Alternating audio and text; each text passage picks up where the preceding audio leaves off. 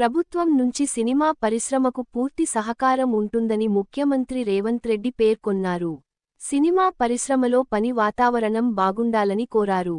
జూబ్లీహిల్స్లోని CM నివాసంలో రేవంత్ రెడ్డిని పలువురు తెలుగు సినీ నిర్మాతలు, దర్శకులు కలిశారు.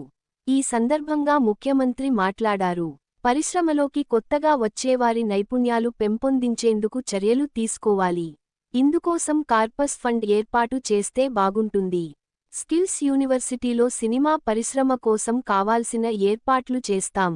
తెలుగు సినిమా రంగం అంతర్జాతీయ స్థాయికి వెళ్ళింది. రాష్ట్రంలో ముఖ్యమైన పరిశ్రమగా మారింది.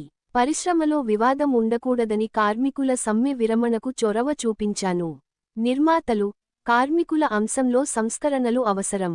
కార్మికుల విషయంలో నిర్మాతలు మానవత్వంతో వ్యవహరించాలి.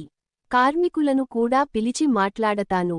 నిర్మాతలు, కార్మికులు, ప్రభుత్వం కలిసి ఒక విధానం తీసుకొస్తే బాగుంటుంది. కార్మికులను, నిర్మాతలను మా ప్రభుత్వం కాపాడుకుంటుంది. సినిమా పరిశ్రమకు పర్యవేక్షణ అవసరం.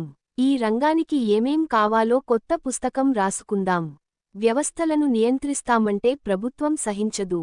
అందరూ చట్టం పరిధిలో పనిచేయాల్సిందే. పరిశ్రమ విషయంలో న్యూట్రల్గా ఉంటాను.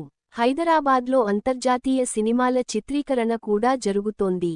తెలుగు సినిమాల చిత్రీకరణ ఎక్కువగా రాష్ట్రంలోనే జరిగేలా చూడాలి. అంతర్జాతీయ స్థాయిలో తెలుగు సినిమా పరిశ్రమను ఉంచడమే నా ధ్యేయం అని రేవంత్ రెడ్డి పేర్కొన్నారు.